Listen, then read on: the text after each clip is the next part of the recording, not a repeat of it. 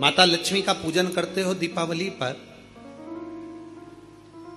ऐसा कोई घर नहीं, सनातन धर्म में ऐसा कोई घर नहीं जहां माता लक्ष्मी का पूजन नहीं होता दीपावली पर।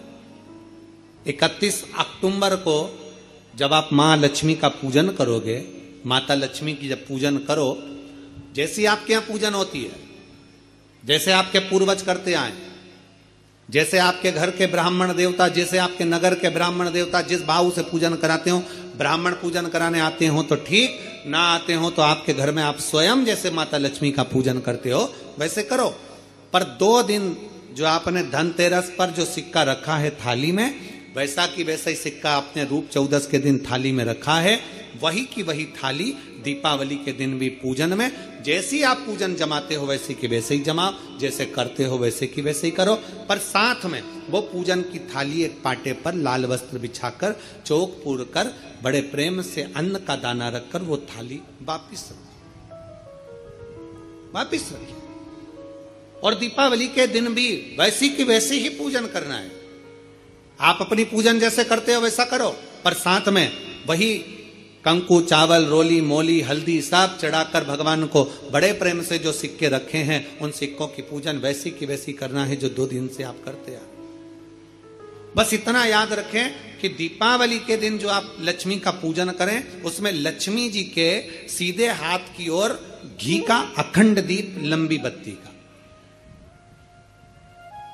और लक्ष्मी जी के उल्टे हाथ की तरफ तेल का लंबी बाती का अखंड दीप जलाना। अखंड दीप माता लक्ष्मी का जला। लक्ष्मी जी के उल्टे हाथ पर काय का दिया आएगा? जम के बोलो। तेल का, लंबी बाती का, और सीधे हाथ पर काय का आएगा? घी का दिया। दोनों दीप अखंड जलाना है, जो रात्रि को जले सुबह तक वो जलते रहें, ऐसा दीप पर ध्यान देना है। और माता लक्ष्मी की पूजन कर कर जो सिक्के आपने रखे हैं उस पर 5 या 7 कमलगट्टे, हल्दी की गठान, अमरबेल के टुकड़े। पर इस पूजन में आपको हरी मूंग, खड़ी जो मूंग आती है हरी, उसको भी थोड़ा सा समर्पित करना है, और खड़ा धना और गुड़ की थोड़ी सी डली ये भी समर्पित करना। जो कमल का पुष्प हो, जो पुष्प आपके पास में हो लाल कलर का, वो माता लक्ष्मी को समर्पित करना है।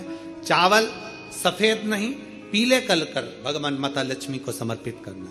हल्दी और कुंकु माता लक्ष्मी को समर्पित करना है, और माँ को भोग लगाकर बड़े प्रेम से माता की आरती कर कर, झोली पसार कर प्रणाम करना।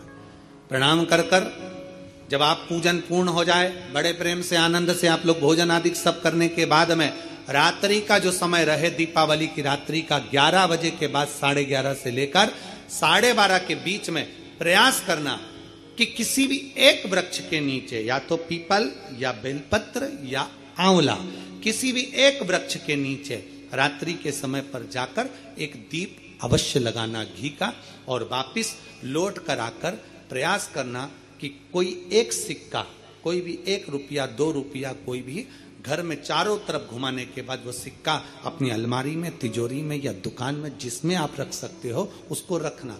फिर अगले वर्ष आपसे बात करेंगे कि वो तिजोरी खाली तो नहीं हुई, बाबा ने भंडार भर कर रखा कि नहीं, उसने भरा कि ना भरा।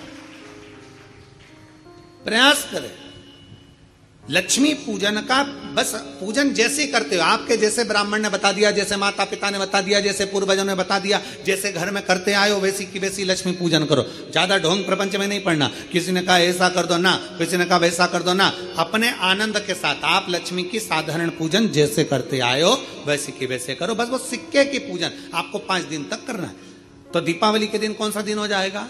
3रा दिन पूर्ण हो जाएगा। फिर पड़वा के दिन का नियम, फिर दूज के दिन का नियम अभी अपन कथा में सुनेंगे। नियम से धारण कर कर माता लक्ष्मी का स्मरण करें। और धीमा बजाओ भोलानाथ डमरू।